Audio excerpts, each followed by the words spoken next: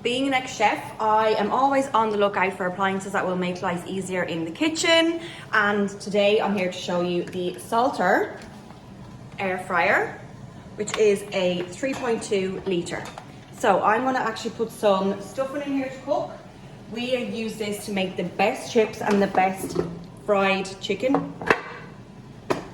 And that just fits in like that. I'm going to give that probably just 5 minutes to get going.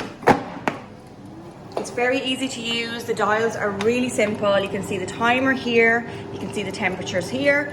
Now they do give you guidelines to go on as well up here, but I just prefer to do it myself and do the timing and the temperature myself. But if you do want to, you can make cupcakes in this. I've made bread in this.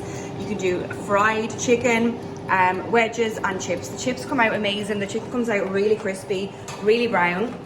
And it's so handy. It's overall better than the oven, I find, because you can heat this up so much quicker. The kitchen itself is not going to get too hot, and you don't feel like you are over a hot stove all day. So we absolutely recommend this. It's great if you're on your own or for just a couple living together. It is quite small, so it wouldn't do for a bigger family over 2 people.